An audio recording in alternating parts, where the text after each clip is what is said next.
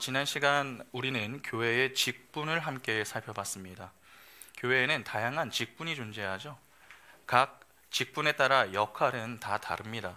그러나 이 모든 직분들이 추구하는 방향과 목적은 같습니다. 바로 이 교회의 거룩이죠. 그러니까 직분은 교회의 거룩을 돕기 위해 주어진 것입니다.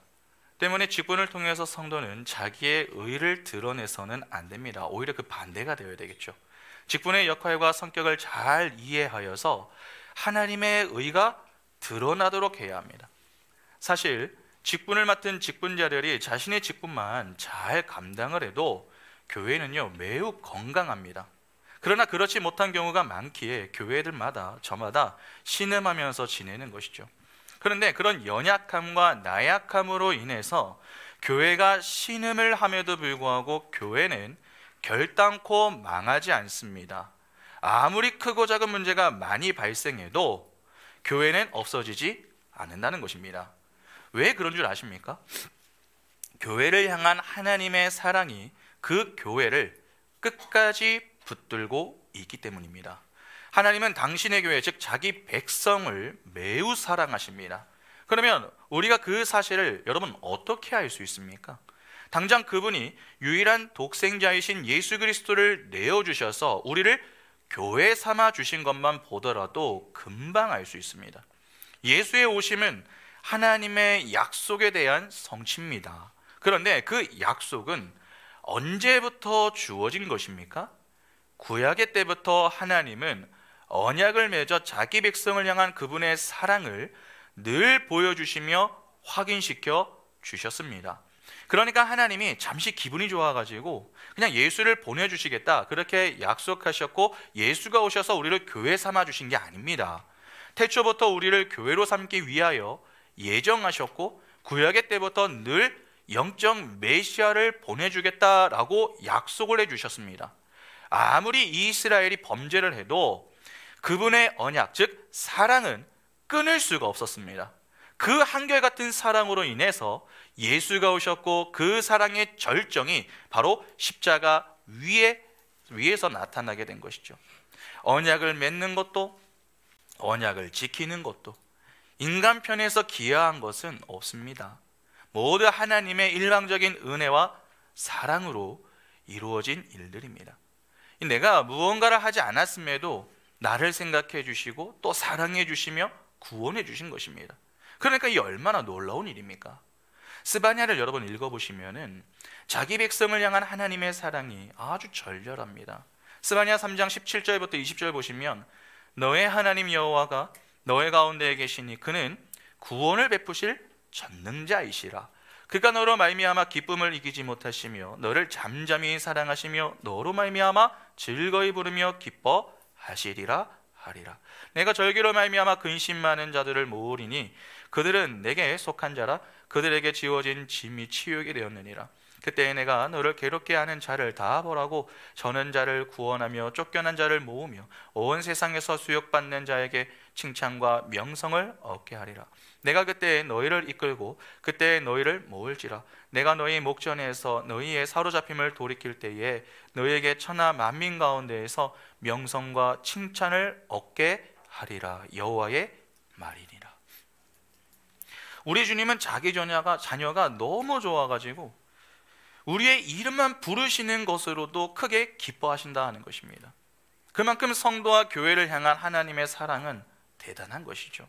그런데 더 놀라운 사실은 그 하나님의 사랑이 지금도 우리에게 부어지고 있다는 사실입니다. 그러면 우리는 당장 궁금함이 생길 수 있습니다. 하나님이 우리를 사랑하고 계심을 우리가 어떻게 알 수 있느냐 하는 것이죠. 하나님이 우리에게 허락하신 은혜의 방편들을 한번 잘 생각해 보시기 바랍니다. 여러분, 은혜의 방편, 하나님께서 우리에게 주신 은혜의 방편들이 무엇이 있습니까? 말씀과 기도와 성례가 있습니다. 여기서 성례란 세례와 성찬을 가리킵니다. 그런데 우리는 은혜의 방편을 자주 말씀과 기도라고 이야기하죠.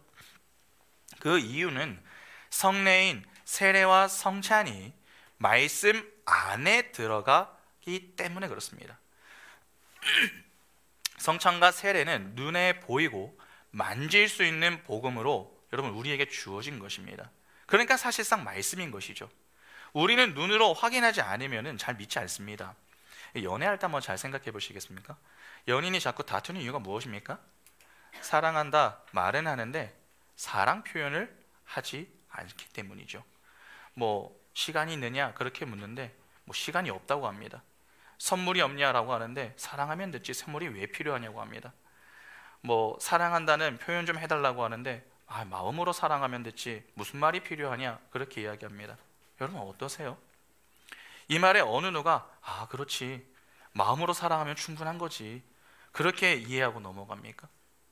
사랑도 표현되고 보여야 합니다. 그래야 그 모습을 보면서 그래도 저 사람이 나를 사랑하기는 하는구나 그렇게 생각하며 사랑을 확신하고 키워나가는 것입니다. 하나님의 사랑도 마찬가지입니다. 우리는 매주 말씀을 듣습니다. 그러나 들음과 동시에 우리는 우리의 눈으로 확인을 해야 합니다. 눈으로 확인되지 않아도 될 만큼 우리는 여러분 믿음이 좋으면 괜찮겠으나 우리 인간은 의심이 많습니다. 그래서 그런 우리를 위해 하나님이 친히 눈에 보이는 복음으로 허락하신 게 바로 세례와 성찬입니다. 오늘 우리 교회 역시 예배 이후에 설교 이후에 성찬식이 있죠. 그래서 오늘은 이 성찬에 대해서 좀 그 내용을 살펴보려고 합니다. 아마 교회에서 성찬하는 모습을 많이 보셨을 것입니다. 보통 우리는 성찬하면은 이 카스테라 빵을 작게 잘라놓은 작은 조각 하나, 뭐 달달한 소량의 포도주 한 잔을 먹고 마시는 시간 정도로 이해를 합니다. 뭐 거기서 조금 발전하면은 예수님께서 십자가에서 뜯기신 살과 흘리신 피를 생각하는 시간이다 그렇게 여기죠. 여러분 우리는 성찬을 어떻게 이해하고 있습니까? 한번 물어볼까요? 우리 성찬에 참여하는 하준아? 우리 하준이 성찬 참여하는데 하준이는 성찬 어떻게 생각하고 있어요? 기념하는 거.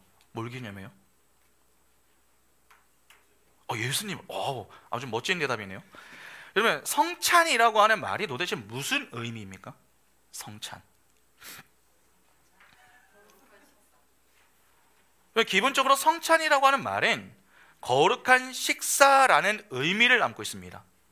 식사입니다. 식사. 그러니까 성찬의 본질은 식사입니다. 그런데 식사는 식사인데 어떤 식사입니까? 거룩한 식사입니다. 왜 거룩한 식사입니까?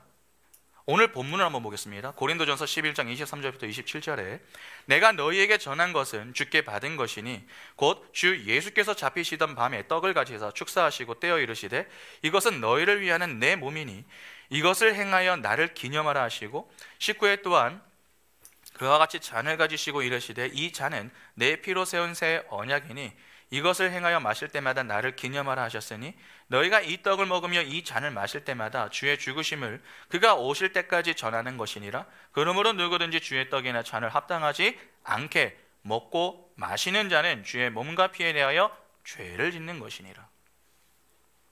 바로 그것이 주의 만찬이기 때문에 그렇습니다.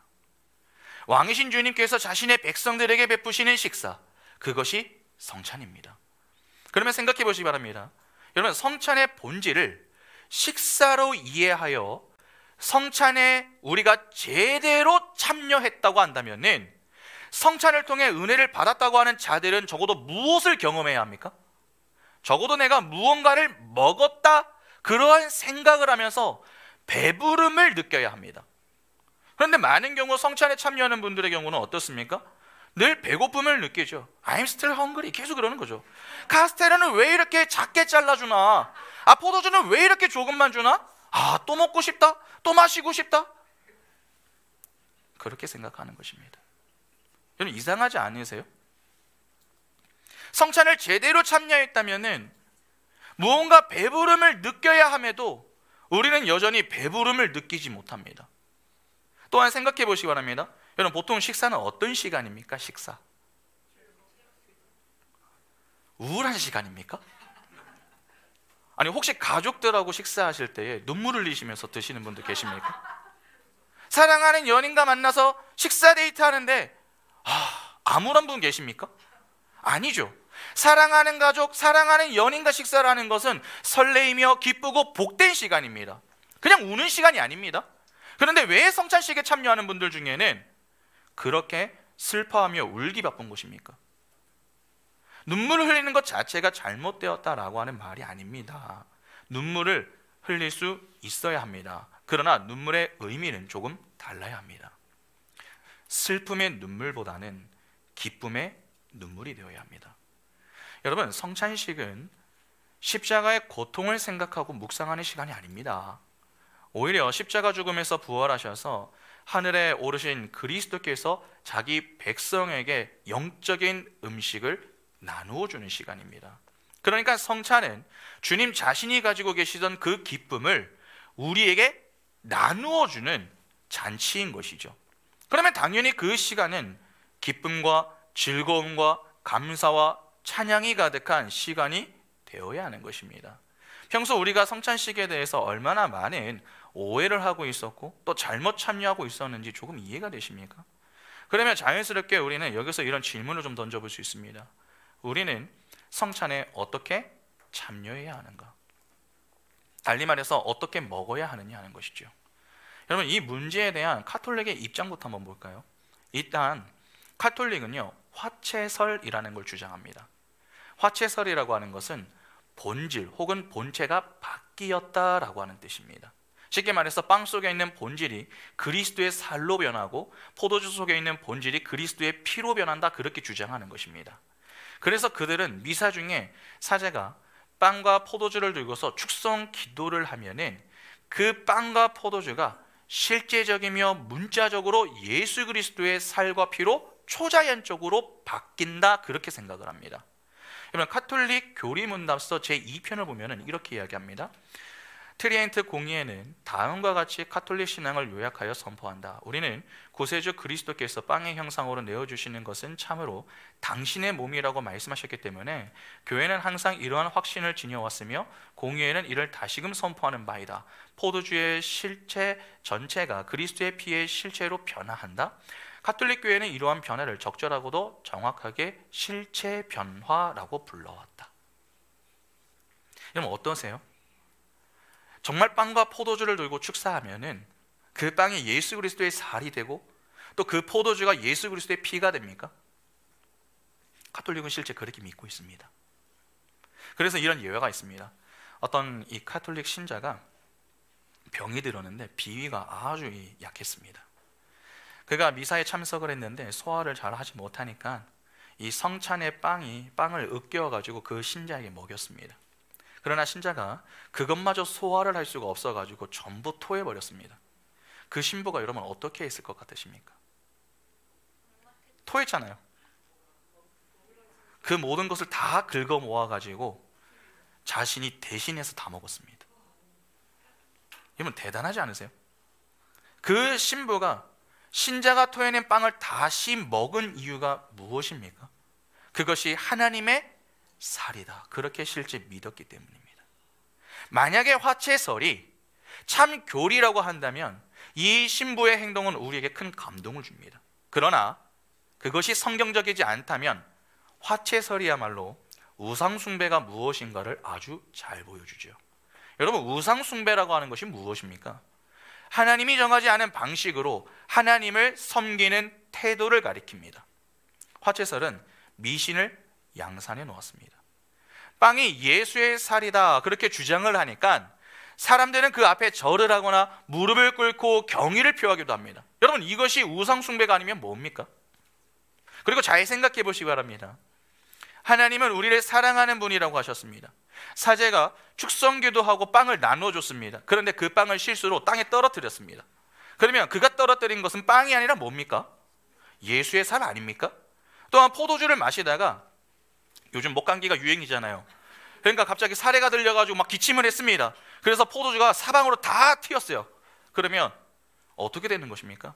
포도주가 튄 게 아니라 예수의 피를 뱉은 것이나 다름이 없습니다. 이거 큰일 난 거 아닙니까?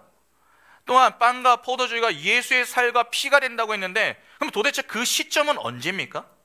우리 입에 넣었을 때입니까? 그러면 적어도 우리 입에서 무슨 맛이 나야 합니까? 카스테라 맛이 아니라 살 씹는 그런 맛이 나야 되는 거 아닙니까?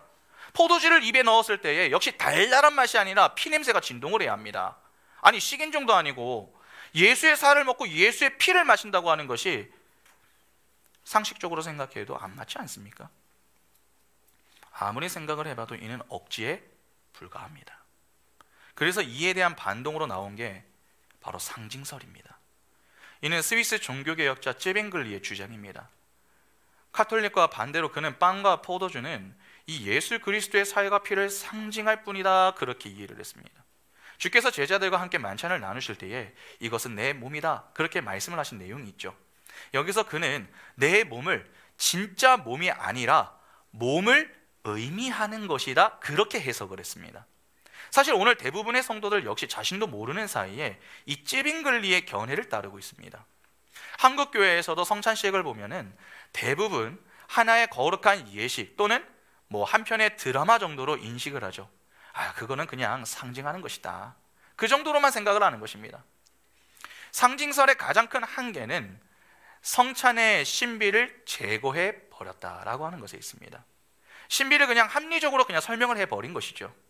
상징설은 분명 거짓된 설명은 아닙니다. 그러나 충분한 이론이다, 그렇게 보기도 어렵습니다. 만약에 상징설로만 본다면 우리는 빵과 잔의 중요성을 무시하게 됩니다. 왜냐하면 그것들은 그냥 상징에 지나지 않기 때문에 그렇죠. 그러면 바른 이해는 무엇입니까? 바른 이해, 칼빈이 주장하는 영적 임재설입니다. 여기서 말하는 영적이라고 하는 말은 성령의 역사를 가리킵니다. 성찬에서 우리는 그리스도와 참되게 교제를 합니다. 이는 오직 성령의 역사로 의해서 실제로 임하는 것이죠. 단지 육체적으로 임하는 게 아닙니다. 그러면 생각해 보시기 바랍니다. 여러분, 성령의 역사를 통해서 우리가 예수와 교제한다, 이거 어디서 많이 듣던 이야기 아닙니까? 성령의 조명 아래 복음을 깨닫는 것을 통해서 우리는 누구하고 교제를 합니까? 복음이신 예수 그리스도와 교제합니다. 그러면 결국 성찬에서도 중요한 것은 무엇입니까? 복음입니다. 성찬이 왜 그렇게 중요한 줄 아십니까? 성찬은 예수 그리스도의 피로 말미암아 우리에게 새 생명이 주어지는 것을 기념하는 것, 즉 우리에게 주어진 복음을 확인하는 의식이기 때문입니다. 다시 말해서 성찬이 보이는 복음이기 때문에 중요한 것입니다. 여러분, 고린도전서 11장 23절부터 27절을 다시 한번 보시기 바랍니다. 내가 너희에게 전한 것은 주께 받은 것이니 곧 주 예수께서 잡히시던 밤에 떡을 가지사 축사하시고 떼어 이르시되 이것은 너희를 위하여 내 몸이니 이것을 행하여 나를 기념하라 하시고 식후에 또한 그가 같이 잔을 가지시고 이르시되 이 잔은 내 피로 세운 새 언약이니 이것을 행하여 마실 때마다 나를 기념하라 하셨으니 너희가 이 떡을 먹으며 이 잔을 마실 때마다 주의 죽으심을 그가 오실 때까지 전하는 것이니라. 그러므로 누구든지 주의 떡이나 잔을 합당하지 않게 먹고 마시는 자는 주의 몸과 피에 대하여 죄를 짓는 것이니라. 자, 그리고 누가복음 22장 19절도 보겠습니다. 또 떡을 가져 감사기도 하시고 떼어 그들에게 주시며 이르시되 이것은 너희를 위하여 주는 내 몸이라. 너희가 이를 행하여 나를 기념하라 하시고. 이렇게 성찬은 하나님의 교회에 부어진 그 선물을 기억하라 하는 것이지, 성찬을 먹을 때마다 예수의 살과 피가 우리 안에 차곡차곡 쌓여가지고 우리가 구원을 받게 되는 그러한 게 아닙니다. 우리는 성찬을 먹고 마시면서 예수께서 자신의 모든 것을 내어주셔서 우리를 구원해내신 그 사건을 다시 생각하며 그로 인해 우리에게 주어진 우리의 신분을 확인하고 감사하며 감격하는 것입니다. 그것을 위해 성찬식을 거행하는 것이죠. 그러므로 구원을 받지 못한 사람은 여러분 성찬식에 참여할 수 없습니다. 아무런 감동이나 감격이 없기 때문에 그런 사람들에게는 이 성찬이 아무 의미가 없습니다. 그리고 성찬식은 천국에서의 어린 양의 혼인잔치에서 예수와 교회가 한 상에서 만찬을 나누는 것을 상징하는 것이기에 우리에게 소중한 것입니다. 자, 펜 그만 돌리고. 찬이야, 자꾸 떨어뜨리지? 예수께서 최후의 만찬에서 포도주를 제자들에게 따라 주시면서 천국에서의 만찬을 이야기합니다.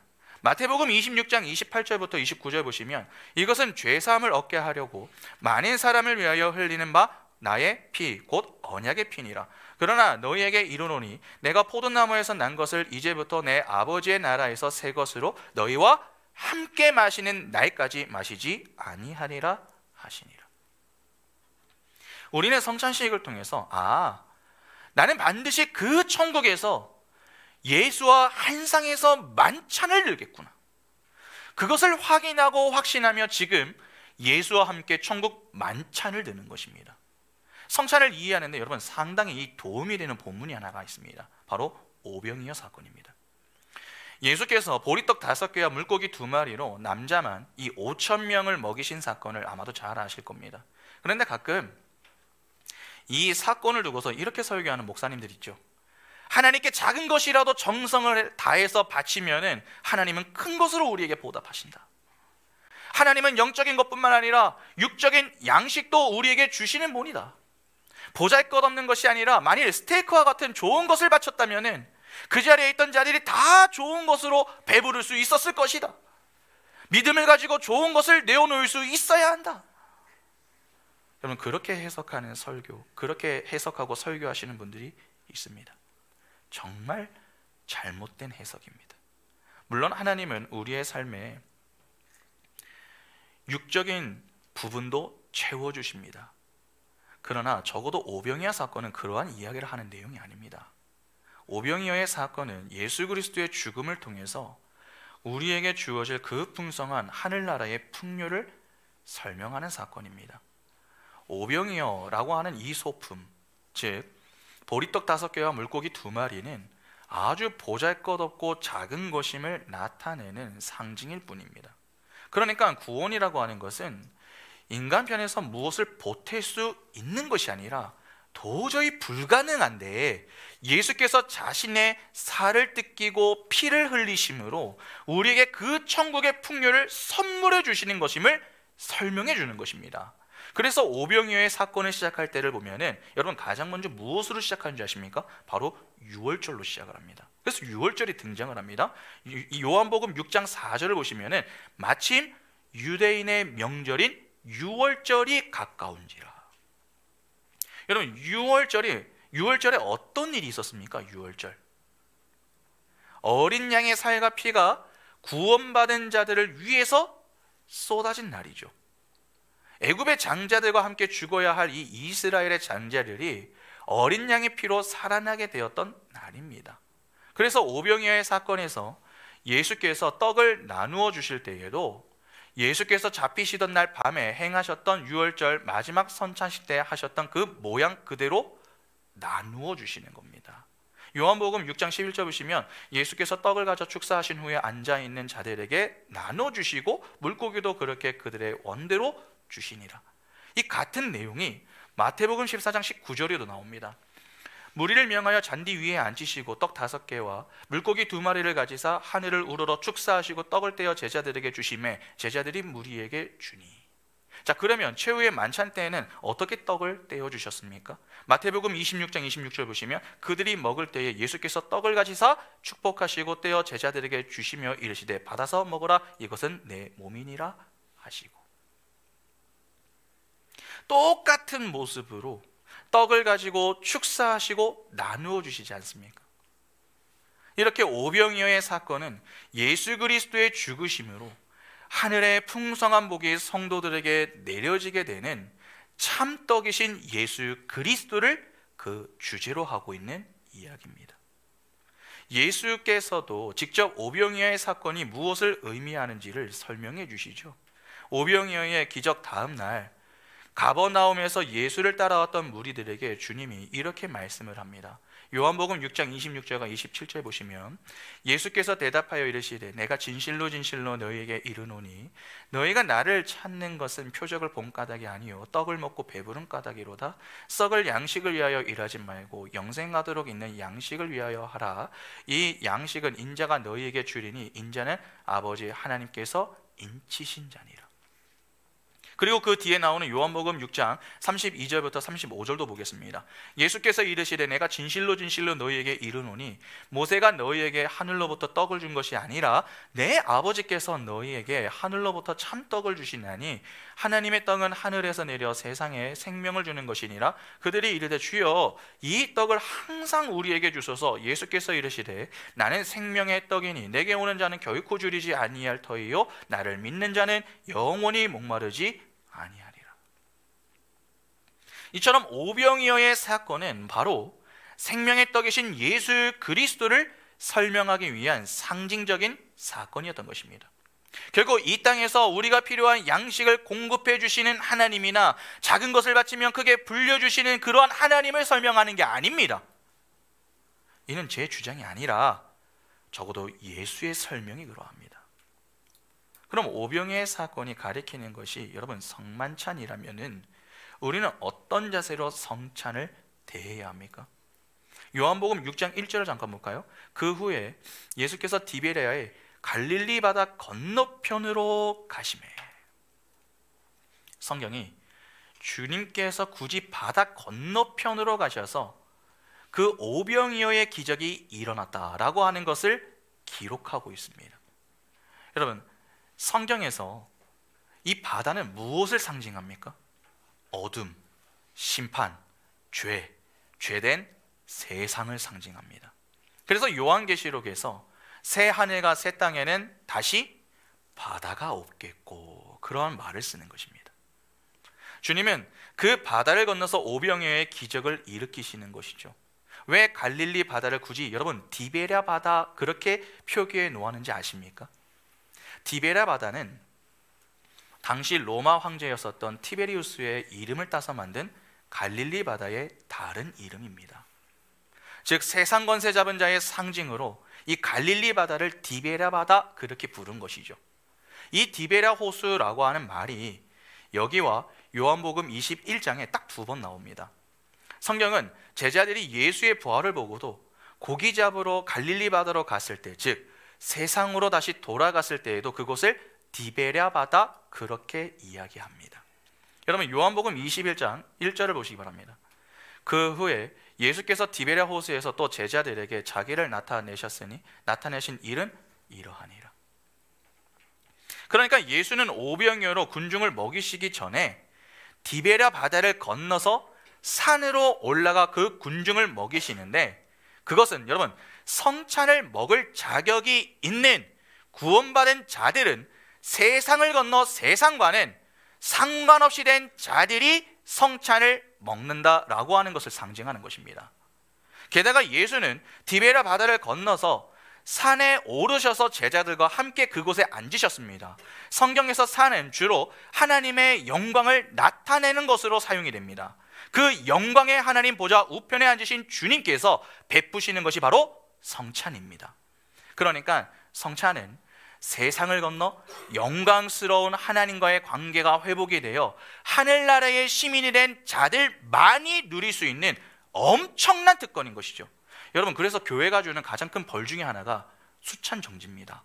그러니까 우리는 성찬식 한번 참여 안 하면 되지, 그게 아닙니다. 그게 어떤 특권인지를 모르기 때문에 그렇게 생각하는 것입니다. 성찬은요 엄청난 특권입니다. 그리고 요한복음 6장 10절을 보시기 바랍니다.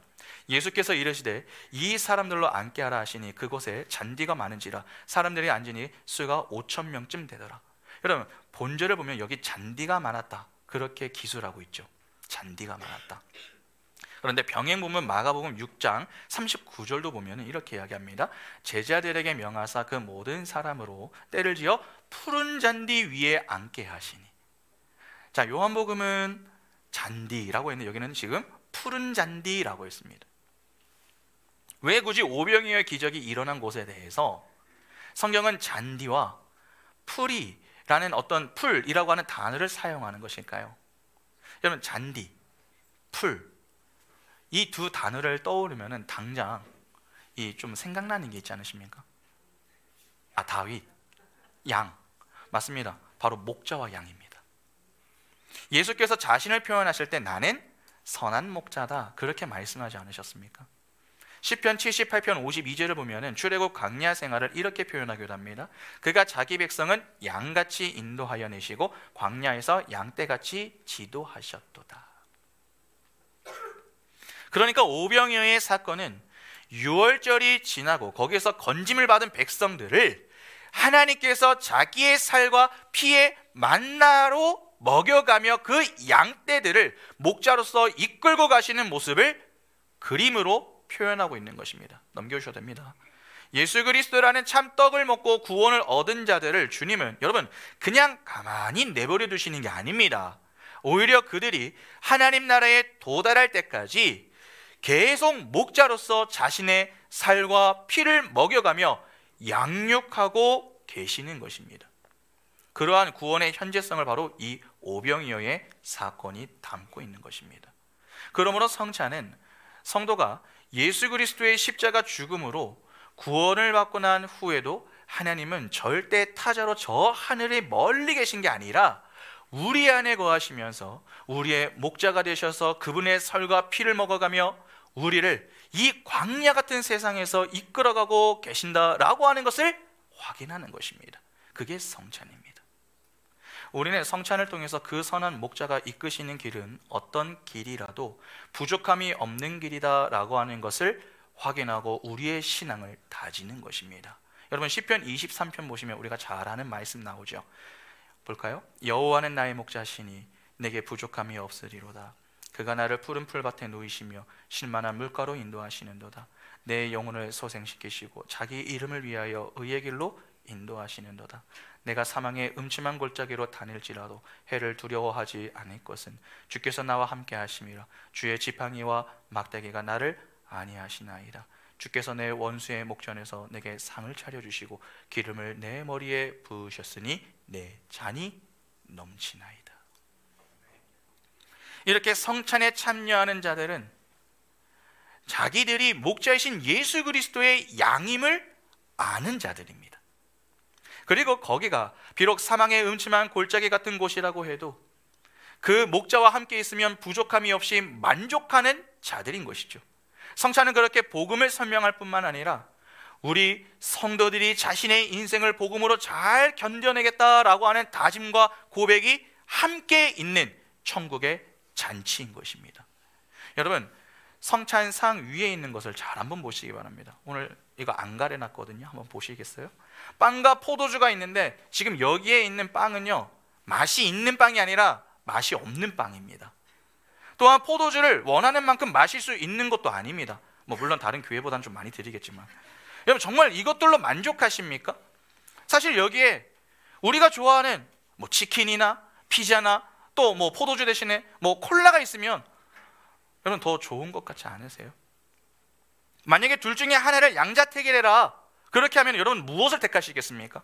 복음과 아무 상관이 없는 진수성찬을 택하시겠습니까?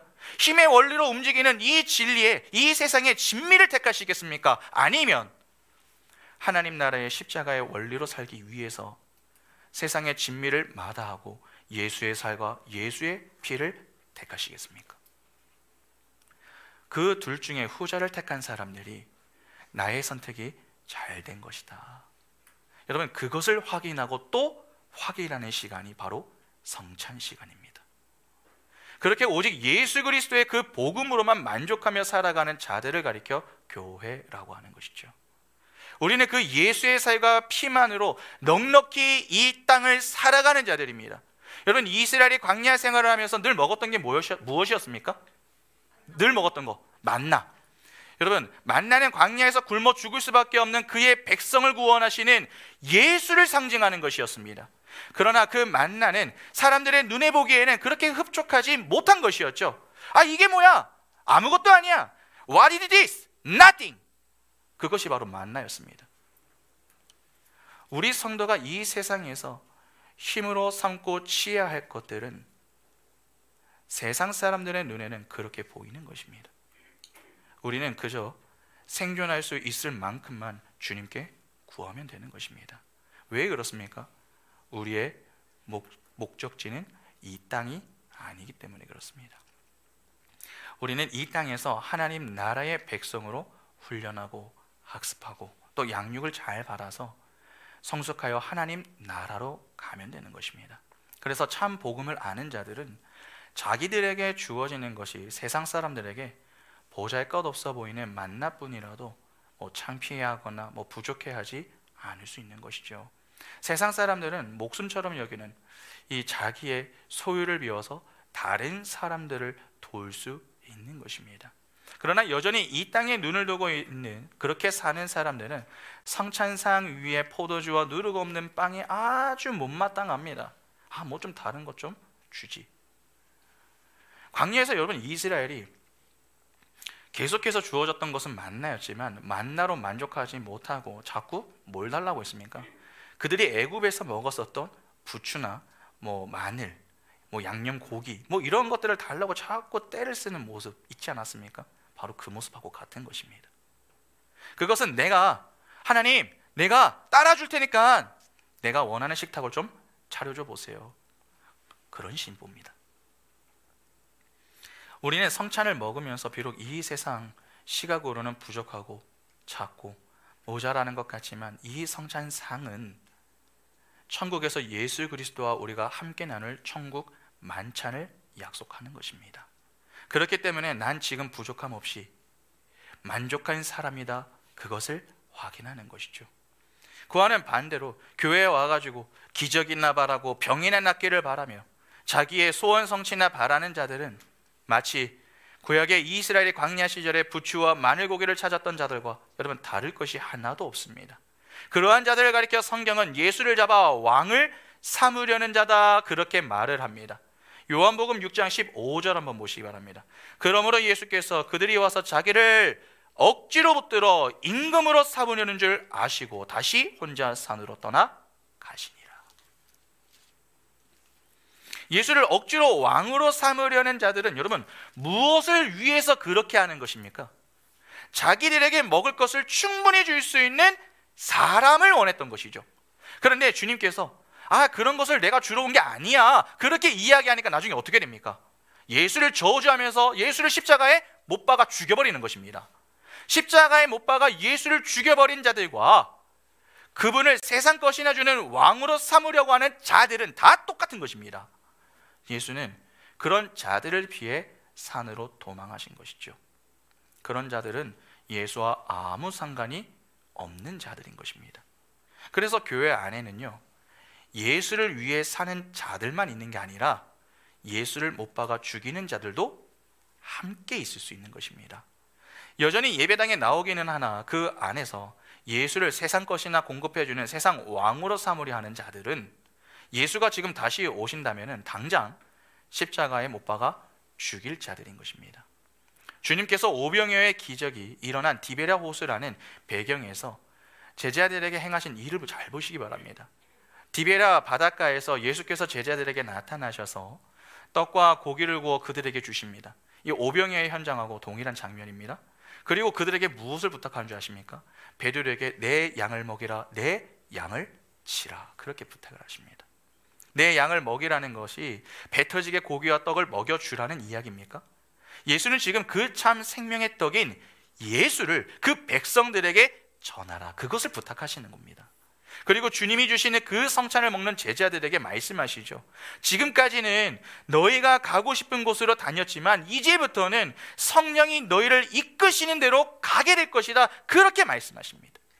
요한복음 21장 18절에 내가 진실로 진실로 내게 이르노니 내가 젊어서는 스스로 띠띠고 원하는 곳으로 다녔거니와 늙어서는 내 팔을 벌리리니 남이 내게 띠띠우고 원하지 아니하는 곳으로 데려가리라. 이렇게 성찬을 먹는 자들은 십자가의 삶을 살아야 하는 것입니다. 우리가 원하는 대로 사는 게 아닙니다. 하나님이 원하시는 대로 살아내야 하는 것입니다. 그것이 성찬을 드는 그리스도인의 삶인 것입니다. 즉 자기를 부인하고 십자가를 지는 삶을 살아야 하는 것이 바로 우리 그리스도인들인 것입니다. 이 땅에서는 비록 남들에게 인정받지 못하는 사망의 음침한 골짜기를 다니는 삶을 산다 해도, 아니 푸른 초장을 거니는 풍성한 삶을 산다 해도 어느 상황에서도 내게 부족함이 없는 만족한 삶이라고 하는 것을 확고하게 가슴속에 품고 사는 사람입니다. 지금은 이렇게 보이지 않지만 저 천국에서 예수 그리스도와의 만찬을 반드시 먹게 될 것이다. 그렇게 확신하는 사람인 것이죠. 아울러 성찬을 받아먹는 사람들은 모두 평등함 속에서 다른 이들을 나보다 낮게 여기는 삶을 사는 자들입니다. 이 세상 속에서 보여지는 계급, 위치, 재산, 지식 정도는 다 다를지라도 성도는 한 상에서 동일한 음식을 먹는 동일한 하나님의 자녀들입니다. 따라서 성찬을 먹는 사람들은 빈부의 격차나 지위의 고하로 상대방을 평가하는 자들이 아닙니다. 이렇게 성찬 안에는 여러분 교회론이나 구원론, 신론, 인간론 여러 가지가 다 들어가 있습니다. 그래서 성찬을 눈에 보이는 복음이다, 그렇게 이야기하는 것입니다. 그런데 그 복음을 이해하는데 우리는 누구의 도움이 필요합니까? 성령의 도움이 필요합니다. 성령의 조명 없이 그 복음을 이해할 수 없는 것입니다. 성찬도 마찬가지입니다. 우리는 성령의 역사를 통해서 그리스도와 참된 교제가 가능하게 되는 것입니다. 하이델베르크 76문을 보면은 십자가에 달리신 그리스도의 몸을 먹고 그의 흘리신 피를 마신다라고 하는 것은 무슨 뜻입니까? 라고 하는 질문이 나옵니다. 이에 대한 대답이 이렇게 나오죠.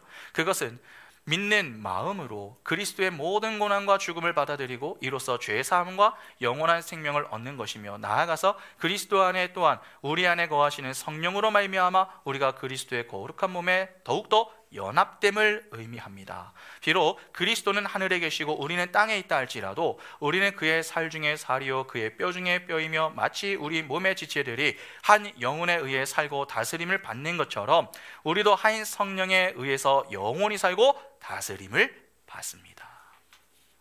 우리는 성찬을 할 때에 반드시 성령의 임재 속에 그분의 인도하심을 받아야 합니다. 그래야만 예수 그리스도와의 바른 연합 속에서 그분과의 친밀한 교제를 나눌 수 있는 것입니다. 그 교제가 바르게 일어나야 성찬을 통해 우리에게 참된 배부름이 주어지는 것이죠. 그러면 그 배부름은 여러분 무엇으로 인해 주어지는 배부름입니까? 복음으로 인한 배부름이어야 합니다. 은혜로 인한 배부름이 되어야 합니다. 단지 보이는 빵과 포도주로 인한 배부름이 결코 아닙니다. 그런데 설교를 들으면 아마 누군가는 이런 궁금함이 좀 드실지 모르겠습니다. 목사님, 꼭 성찬은 목사의 손에서 받아야 합니까? 하는 것입니다. 그냥 아무나 나가서 성찬에서 빵이랑 포도주 들고서 축사하면 안 됩니까? 여러분, 절대 안 됩니다. 주님은 먹을 양식을 쌓아놓고서 먹고 싶은 자들아 와서 마음대로 먹어라, 그렇게 말씀하지 않으셨습니다. 제자들을 통해 먹게 하셨습니다. 성찬은 복음의 핵심입니다. 눈에 보이는 말씀입니다. 말씀은 누가 전하는 것입니까? 아무나 하는 게 아닙니다. 성경을 좀 읽었다고, 교회 좀 다녔다고 전할 수 있는 게 아닙니다. 오직 말씀의 봉사자인 목사가 하는 것입니다. 그러니까 그냥 아무나 하면 안 되냐, 그러한 질문은 아무나 설교하면 안 됩니까? 라고 질문하는 것과 똑같은 것입니다. 그런 자는 교회가 무엇인지 몰라도 한참을 모르는 자인 것이죠. 여러분, 성찬은 단지 음식을 먹는 시간이 아닙니다. 말씀을 받는 시간입니다. 보이는 말씀을 보고 먹고 경험함으로 하나님의 사랑과 예수 그리스도의 구속의 은혜에 감사하고 즐거워하는 시간입니다. 그러면 결국 우리는 성찬을 통해서 무엇을 보고 무엇을 경험해야 하는 것입니까? 떡이 떼어지고 잔이 분배되는 것을 눈으로 보고 주님의 빵과 잔을 목사의 손에 받아 입으로 맛보는 것으로 복음이 무엇인지를 경험해야 하는 것입니다. 성찬은 보이는 말씀입니다. 우리가 진짜 경험해야 하는 것은 단지 눈에 보이는 카스테라 빵의 크기와 포도주의 달달함의 정도가 아니라 복음입니다. 성찬은 성령의 임재와 인도하심 아래 복음이신 예수 그리스도와의 연합에 참된 감사와 만족을 누리는 시간입니다. 오늘 우리가 성찬을 할 때에 진정 성찬의 바른 의미를 깨달아서 새해 첫 주일을 복음으로 인해 만족하고 복음으로 인해 즐거워하며 복음으로 인해 기뻐함으로 올 한 해 복음이신 예수 그리스도께만 영광 돌리며 살아가기를 결단하는 은혜와 복이 가득한 시간이 될 수 있기를 간절히 소망합니다.